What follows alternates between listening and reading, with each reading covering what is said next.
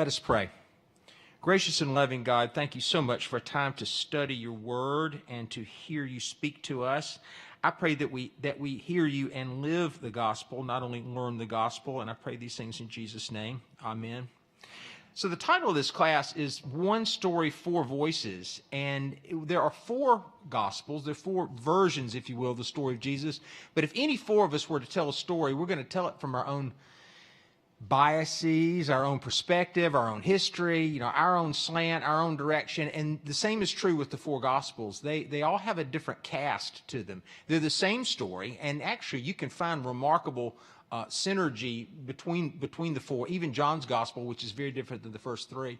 But yet they still have a personality, and we're going to look at Matthew. Now, what we've learned so far, and you can go back to either watch this on YouTube or streaming, or you can also listen to the podcast. We have a podcast that goes out every Monday on this Sunday school class, and we've already cranked out a couple podcasts on this. But what we've learned so far is that there are four Gospels. The first three are written much the same way. They're called the Synoptic Gospels, meaning with the same point of view. And the first three Gospels, Matthew, Mark, and Luke, Matthew and Luke have all of Mark within them.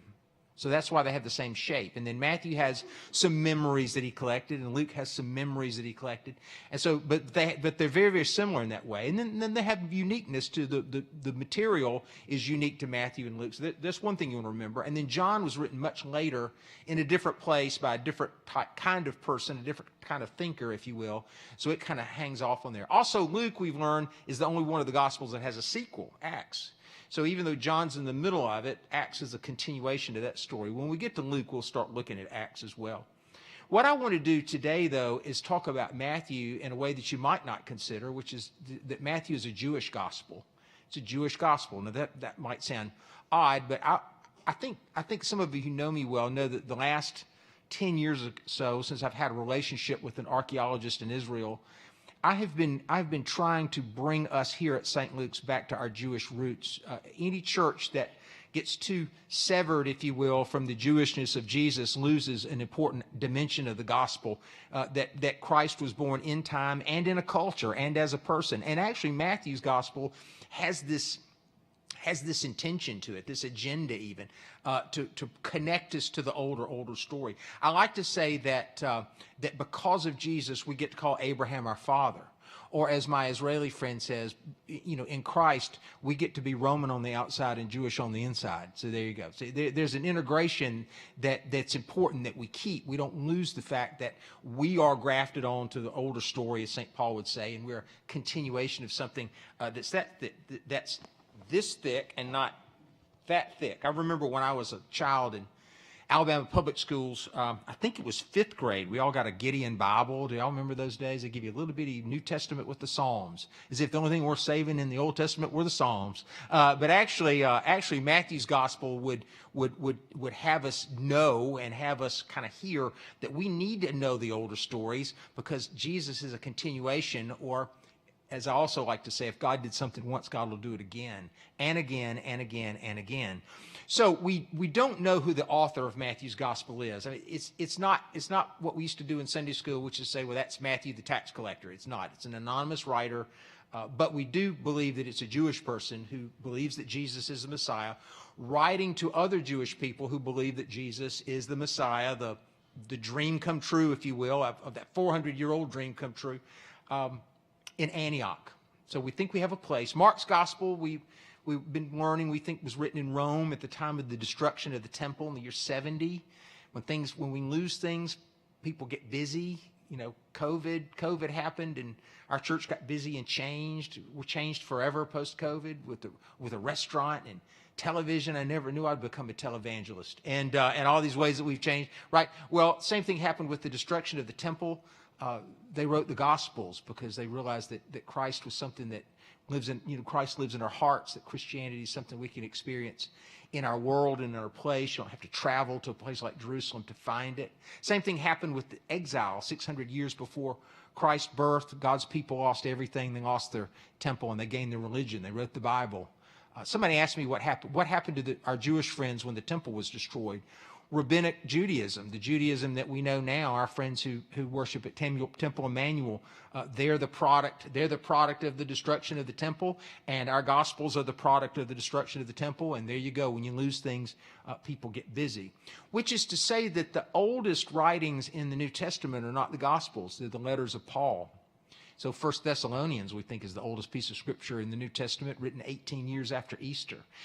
Mark was written at 70, so there's some distance. Mark's going to remember things in a way that we might remember the Vietnam War through the lens of what we've all experienced together, right? And that could be economic catastrophes, that could be the fall of the Berlin Wall, and you know, if we look back at the Cold War, we can look back through things that have already happened. So the Gospels sort of do this too. They're reflective that way. Matthew's Gospel probably written 10, 15 years after Mark. Same thing with Luke. All written in the last quarter of the first century. And I want you all to turn with me to Matthew chapter 1, verse 1. We'll start from the beginning, and I'll show you how this is a Jewish story. It's page 783, if you've got a red or black Bible. 783. It goes like this: an account of the genealogy of Jesus, the Messiah, the son of David, the son of Abraham. Okay, a couple things right there. He mentions Abraham. If we were reading this in the book of Greek, reading this book in the Greek language, spit it out, Rich, the word genealogy is Genesis. It's a Genesis. What Matthew's going to try to do here as he tells this gospel is he's going to present this story in a way that the story of Jesus is a do-over. Or, as I like to say and preach here, with the principle of repetition means that certain stories tend to happen again and again and again and again and again, which means if God did something for them, God will do it for us. You think of the stories that you might know. Jesus raises a kid during a funeral, a widow's son, raises him from the dead, and they say, a great prophet has arisen among us. And I know in my Sunday school days, I was taught that, well, maybe they called him a prophet because they had an incomplete knowledge of who Jesus was. But when you look at a story in the way that Matthew wants to tell the story, they call him a prophet because, frankly, the prophet Elijah did the same kind of miracle, or Elisha did the same kind of miracle in the same place 800 years before. What they're just recognizing is that God is back in living color. So what Matthew wants to do with the genealogy, or a Genesis, if you will, is he wants to do something that happens in the book of Genesis, which is a genealogy. You need them for credibility. I like to call genealogies boring but important.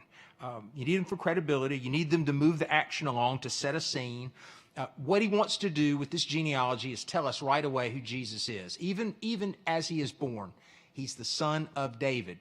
The prophets long believed that the leader to save them would come from the house of David again. And so what Matthew wants us to know is a very Jewish fact, that this is a Jewish Messiah born of the royal house of David. And he gets this connection, if you will, through his father's name. Now we know that Joseph is not his father, he's his stepfather, but it's required. Both parents are really needed in this story. You need Mary to give him life, and you need Joseph to give him a name. Right, son of David. So this genealogy will do this. And it's also a word play, another very, very Jewish thing. So we're told in this genealogy at the very verse 17, it says, so all the generations from Abraham to David are 14 generations. And then from David to the deportation to Babylon, 14 generations. And from the deportation to Babylon to the Messiah, 14 generations. So what he's saying is that there are three groups of 14. Now, Hebrews love to connect words and numbers. Also need to say, by the way, that Hebrew is a poet's language by nature. There are only 4,000 Hebrew words. There are 1 million English words, and probably more than that in the Greek language. And so by playing around with this genealogy, Matthew's doing a very Jewish thing. Hebrew consonants do double duty as numbers as well. So the number 4 is a D, and the number 6 is a W, or a Vav. Okay, they don't have a V, but they have a W. And then the number 4 is a D. So that the way that 14, 14, 14, this genealogy screams out David, David, David, David, David, David. All through the generations, this promise is being fulfilled in the house of David, David, David, David, David, until finally the Messiah is born. And as such, Matthew's going to include Christmas. I think we talked about this in the last couple of classes, but Mark doesn't have Christmas. Mark starts with John the Baptist. And I really believe that Mark starts that way, not because he has anything against, the baby Jesus in the manger or the little drummer boy or anything like that. I think Mark starts with John the Baptist because 400 years is a long time to wait for God to be back in living color. And I believe Mark's priority was to say that there's a prophet that looks just like Elijah, back in living color. There's a Messiah just like the promises said, back in living color.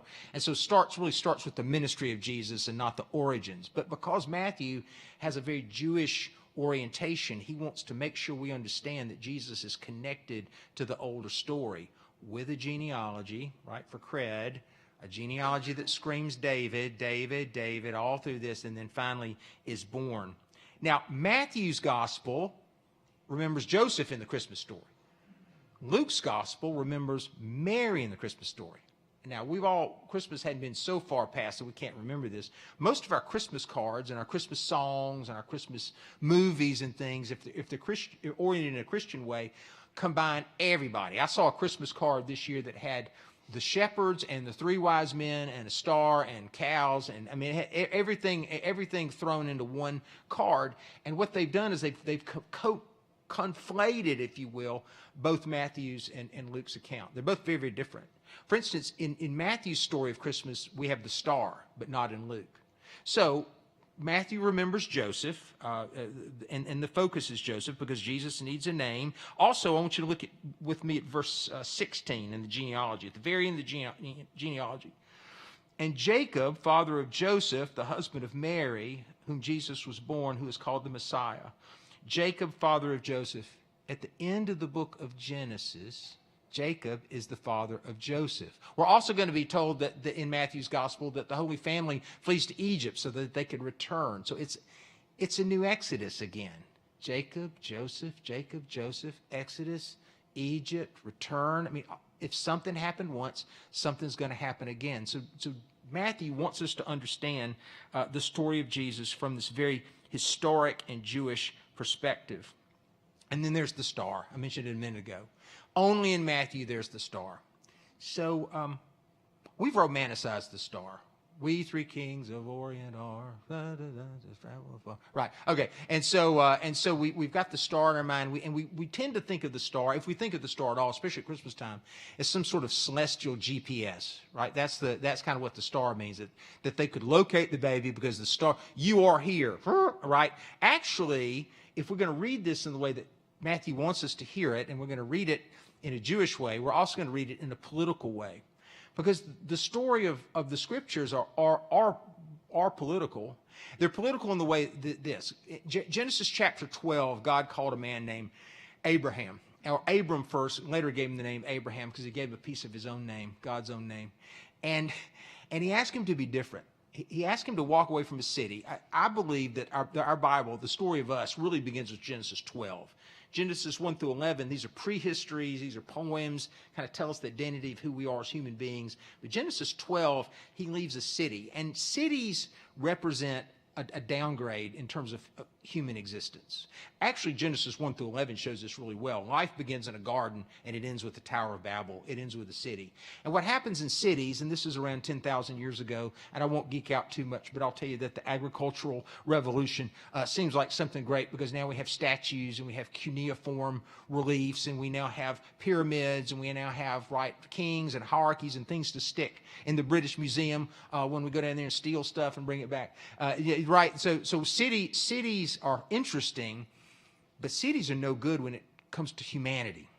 Because for 250,000 years before cities, we lived in communal groups, hunter-gatherers, 30-hour work week, follow the weather, take care of each other, live together. And then suddenly when you're in a city, you're leading this kind of mechanized, grinding existence because only one family can be the king. And then everybody else gets to work for the king, usually be a slave for the king. Somebody's got to plant the wheat. Somebody's got to guard the wheat. What's before was a varied diet. Now you're only eating one thing. Remember the temptation of Christ. Man should not live by bread alone. I had a doctor tell me one time that one of the origins of our weird bodies is that we don't eat varied food. And so that the agricultural revolution actually we probably didn't live as long as we would have otherwise. We weren't as healthy as we were. In other words, we just stuck. And then also you didn't follow the weather. You just had to stay put and pray for rain. So the whole purpose of a golden calf in the Old Testament, they were ignorant. A golden calf was a rain god. So people were just hedging their bets. If it doesn't rain over the winter, you don't have crops to grow.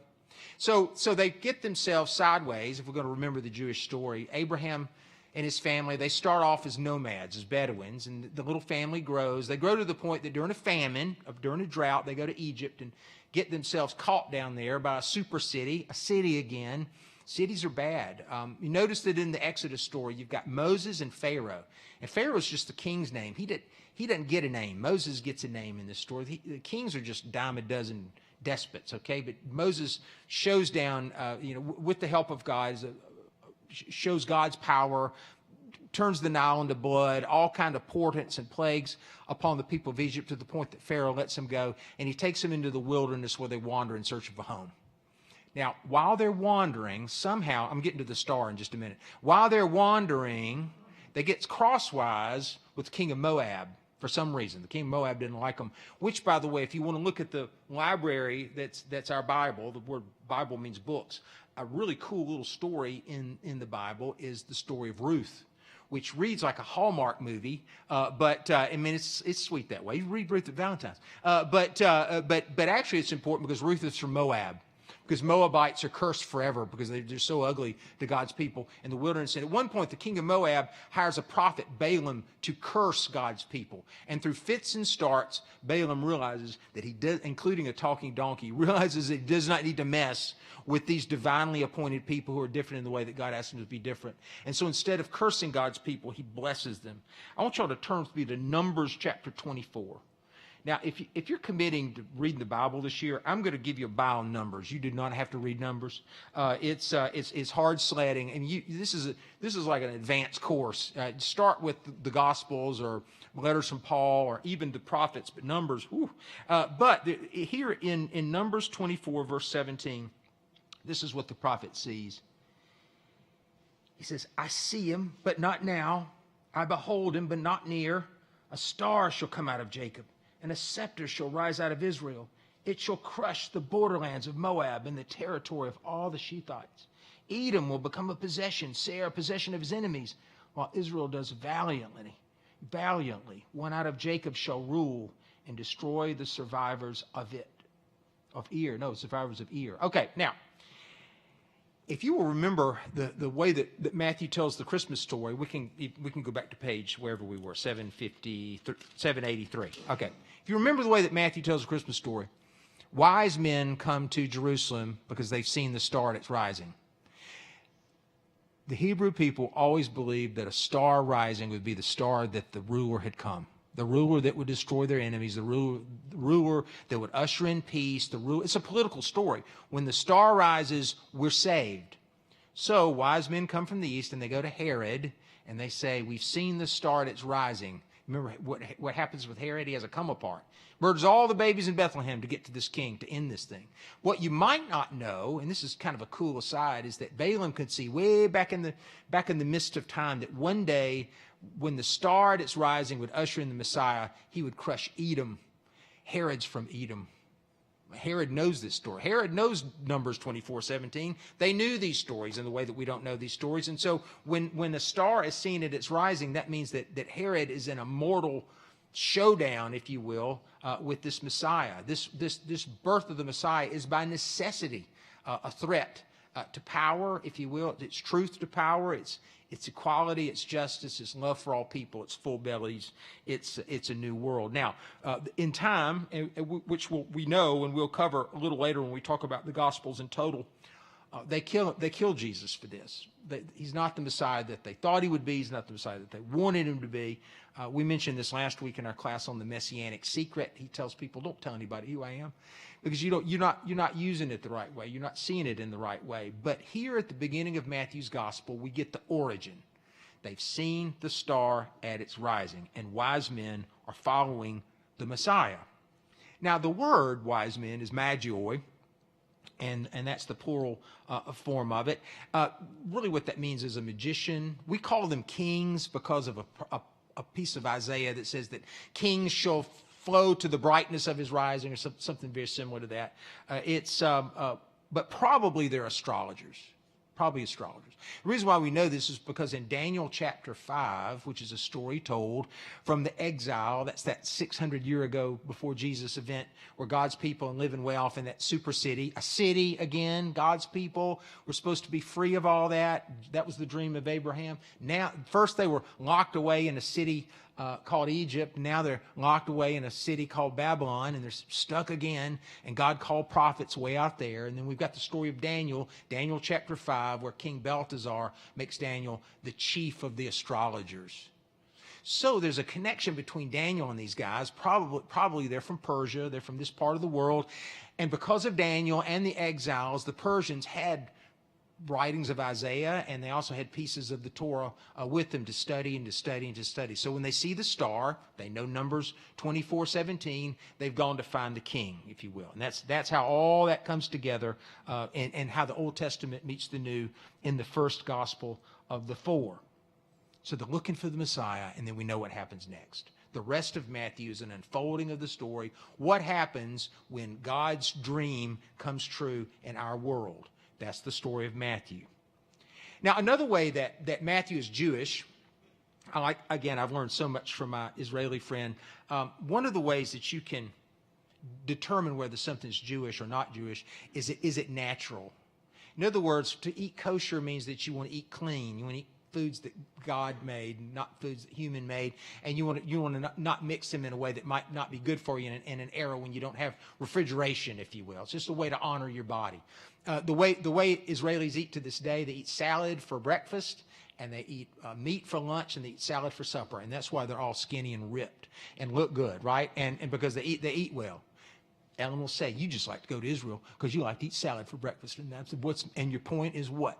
Okay, so give me olives, right? Okay, but another way is that the Jewish religion is a farmer's religion. It's a farmer's religion, so that on the Sabbath, the seed is in the ground. God does the growing. On the Sabbath, you rest. And another cool thing about the Sabbath is it's a great equalizer. On the Sabbath, God rests with you. God rests, and kings rest, and slaves rest, and children rest, and everyone rests, and everyone's equal in their own rest. You see how that's a different vision than the city, than the stratified pyramid of success, if you will. On the Sabbath, you rest. That's a farmer's idea. As my friends have described to me in the Holy Land, Islam is a merchant's religion. So what you'll do on Friday morning is you might go hear the imam, but then you hop right back in the taxi cab, or you go right back to the retail stall. You never rest. You never put it down. But Judaism, there's a period of rest. And I will also say that we Christians, because we've distanced ourselves from this, I think we've turned, in its worst form, I think we've turned our religion into either a checked box or a little corner of our week, right? And God lucky that we're just going to dial up an hour of prayer before we go back to whatever we're doing. Can we cultivate Sabbath time? Can we cultivate wonder? Can we cultivate rest? Can we cultivate time to be quiet and to be still and know that God is God for us? I'm just saying that's a way to recover, I think, the Jewishness of our religion. Well, as such, because it is a natural religion, God rescues this nation of slaves, which they're the bottom of the pyramid. They couldn't do it for themselves. Rescues them and takes them out into the desert to a mountain. It's very, very important that God gives the law on a mountain, because a mountain is something that God made. A pyramid is something that Ramses made, right? Pharaoh made. But a mountain is something that God made. And God will use mountains throughout the stories of the Hebrew Scriptures into the New Testament. And in Matthew's gospel, because it's a Jewish gospel, mountains are a marker. When Jesus goes to a mountain, stuff happens. He goes to a mountain, he's transfigured before them. He glows and he's revealed to be divine. He's on a mountain, and he can look down into the Sea of Galilee and see a storm, and he saves his friends. He's on a mountain, right? And he performs miracles. All right, and then he goes to a mountain and he preaches a sermon. Now, here's what I had to find my pointer here. I want to show you something. This is the Sea of Galilee. Now, last week, a very funny friend of mine said, that looks like a bad biopsy. It's not, okay? It's this Google Earth of water. And it's the lowest freshwater lake on Earth because it sits in the Great Rift Valley. So it's 800 feet below sea level at its deepest point. Not very big, about the same surface area as Lake Martin.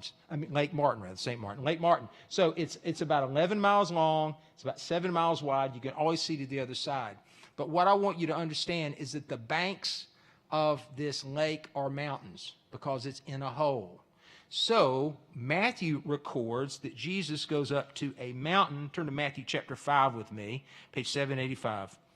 When Jesus saw the crowds, he went up the mountain, and after he sat down, his disciples came to him.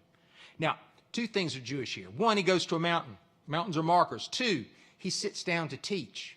So for you hardcore Episcopalians, you cradle Episcopalians, or you recently confirmed Episcopalians, you will remember that when the bishop enters the church, we put a big old chair in the middle of the chancel steps. That's called the cathedra. That's the bishop's chair. That's what the cathedral church means because it's got the bishop's chair in it. And Glenda will sit to preside. That's a very Jewish thing. You sit in order to teach. In the synagogue, they would sit in order to teach. So it's very important that Jesus goes to a mountain and he sits. That shows his authority to teach them something. Okay, I brought this map because it happened right there. Now, this is neat. Right on the bank of the lake, and this is the northwest shore. And the reason why all the stories, over half the stories of the Gospels happen in 10 miles, the reason for this is because this is where the fish are. So the fish in the Sea of Galilee, the fish that you catch, are mostly native tilapia, and they're algae-eating fish, so they eat off the grass. So these is where the shallows are, where the grass is, and then up on the side of the slope right here is where he preached the Sermon on the Mount. Now, later when we get to Luke's Gospel, Luke has a very similar memory.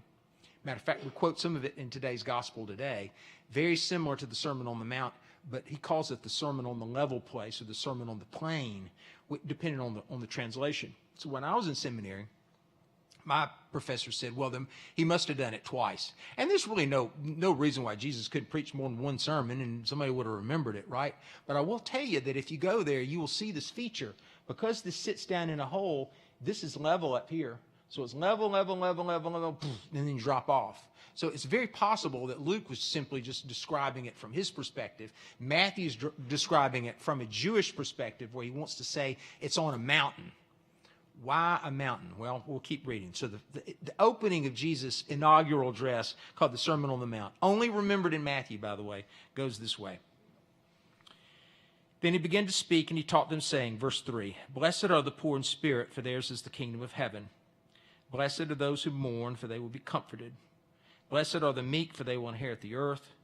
Blessed are those who hunger and thirst for righteousness, for they will be filled.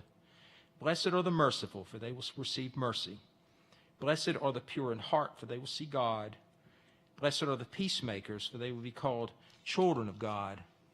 Blessed are those who are persecuted for righteousness' sake, for theirs is the kingdom of heaven. Blessed are you when people revile you and persecute you and utter all kinds of evil against you falsely on my account. Rejoice and be glad, for your reward is great in heaven. For in the same way they persecuted the prophets who were before you. There's a mystery to this. Now, the Beatitudes are so familiar to us that they probably just wash over us like a balm. They do for me.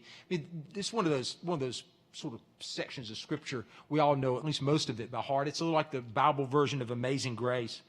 Blessed are the poor in spirit. Blessed are those who mourn. The word, okay, so the New Testament is written in Greek. The Old Testament written in Hebrew.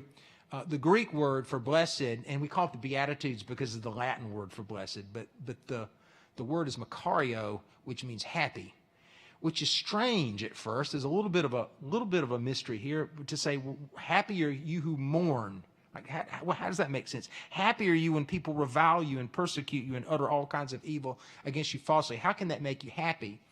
Well, we need to dig a little bit and remember that that the word happy in Greek also means sort of how fortunate. How fortunate are you who mourn? How fortunate are you who have all kinds of evil uttered against you falsely? Jesus probably wasn't speaking Greek in the Sermon on the Mount. He's probably speaking Aramaic, a form of Hebrew. And fortunately, we do have a Hebrew word called ashri, which also means happy. And it's found in Psalm 1:1. Let me flip to it really quickly. if you want to try to find it with me, I'll call out a page number. We'll do it like, we'll go Bible school style here. See if you can beat me. Psalm 1. I beat you. 424. Okay. So page 424. Happy are those who do not follow the advice of the wicked, or take the path that the sinners tread, or sit in the seat of scoffers, but their delight is in the law of the Lord, and on his law they meditate day and night. I think that's the mystery solved. This is a Jewish story. The Beatitudes are a Jewish message. In other words, there's a happiness that's not a surface happiness. There's a happiness that we can guard and hold in our hearts that's not based on externals. We live in such an unhappy time, and our social media wants us to be more and more unhappy so they can sell us things. Our algorithms are diabolically geared towards keeping us unhappy so that we can try to stuff whatever's empty inside of us with the things that they could ship. Free shipping with Amazon Prime. I mean, it's a tale as old as time. And so what Jesus is saying here is there's something we can keep down inside of us that makes us deep down happy and safe. These are the gifts of God for the people of God. That in one way, the Beatitudes are a Jewish story in this way. And then another way, I want to show you again. So turn back to page 785. So Jesus is on the mountain. He sits to give them.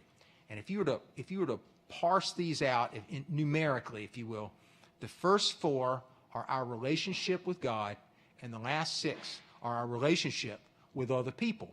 A happiness that's given to us, relationship with God, and the last 6, relationship with other people. Same with the 10 Commandments. They're 10 Beatitudes. They're 10 Commandments.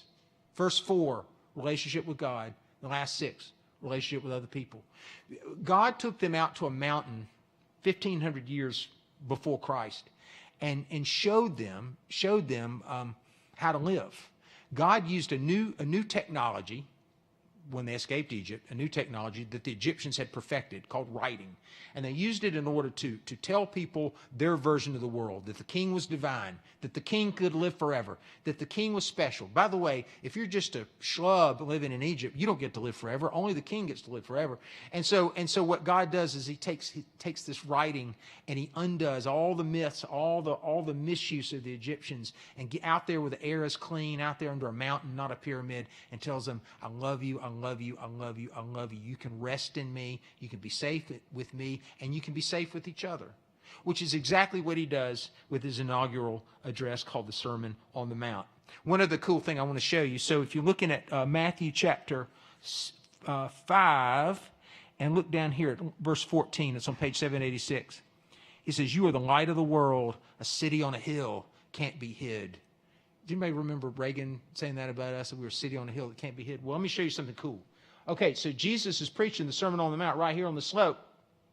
So we're looking, this is north-south, east-west. In the afternoon, the sun goes, kind of arcs over. So when the afternoon sun is over here, it shines and it makes the mountains on this side of the lake glow. Bible doesn't tell you this, but I'll tell you this. This is one of the prettiest places on earth because of all the ambient light. It just does cool things. In the winter, there's so much mist on the water that the rainbow's shooting out of the Sea of Galilee all the time. I was up there with the Don, back before the war. I could slip over there for a week and get back. Y'all didn't even know I was gone. And I ran into the hotel and I said, did you see the rainbow? Did you see the rainbow? And the little girl said in broken English, do you not have rainbows at home? The Bible didn't tell us that Jesus saw rainbows every day, okay? He was gorgeous. Well, the other cool thing is that here on the eastern shore of the lake, right here, is a Greek-speaking city, part of the cities of the Decapolis, which means that there were 10 of them. We've heard that word in the Bible before. It's called Hippos, right up on the edge, just right up overlooking the lake, 800 feet up in the sky. And it's sitting up there, and because it was a Greek architecture, Greek-style city, it's painted white. The basalt rocks of the Galilee are painted white, so they look like marble back home. They don't have marble there, but they painted the city white, and it glows in the afternoon. A city on a hill can't be hid. Isn't that cool? He's looking at the city on the hill that can't be hid as he's preaching the inaugural address, the new 10 Commandments, if you will. I'm going to show you one more little story, and then we'll go back to Matthew when I come back after the break. It's Matthew chapter 17 and it's verse 24. So y'all just kind of flip over a few. I forgot to write down page numbers, but that's okay. We'll find it. Matthew 17. This is only found in Matthew. Matthew 17:24. Now, it's on page 709. Of course, Matthew would remember this. It's about the temple tax. So according to Exodus chapter 30, every male was supposed to pay a temple tax every year. It's a half shekel, not too steep of a burden. But I got to tell you, if every male Hebrew in the world pays a temple tax every year of his life, they had a budget surplus at the temple, okay? They were doing just fine. But it was in Leviticus, and everybody did it. And Matthew would remember this, and so he would remember the story. And it looks weird at first until I tell you a little bit about the Sea of Galilee. Only found in Matthew 17, verse 24. When they reached Capernaum, the collectors of the temple tax came to Peter and said, "Does your teacher not pay the temple tax?" He said, "Yes, he does." When he came home, Jesus spoke of it first, asking, "What do you think, Simon? From whom do the kings of the earth take toll or tribute? From the children or from others?" And when Peter said, "From others," Jesus said to them, "Then the children are free. However, so that we do not give offense to them," I mean, we're all right. We're not going to, for them not to hear our message and think we're revolting against the temple, go to the sea and cast a hook and take the first fish that comes up. And when you open its mouth, you will find a coin. Take that and give it to them for both you and me. Okay, I know. First of all, you're thinking, wow, that's a children's story, or that's a weird, go find a fish with a shekel in his mouth. Well, you might be interested to know that tilapia are mouth brooders, which means that after they have the little babies, they put them in their mouth and they scoop up a rock to hold them in place. So actually, this is not such a weird miracle at all. It's just this mouth brooder had a shekel in his mouth as opposed to a pebble. So what it does is it locates Jesus in a world, and it's a Jewish world. And we Romans, and we're the heirs of what St. Paul did in Europe. We Romans, some 18 years after Easter, began to adopt the ethics of Jesus, the ethics of the Sermon on the Mount. But because we're not Jewish people, by nature, we began to turn it into a European religion. Christ did not come to start Christianity. Christ came to fulfill what had been promised and then make it possible for us to be St. Lucas on the outside and Jewish on the inside. And that's how he writes his story. Now, I've got a minute for a question. If you've got one, I'm going to turn this off.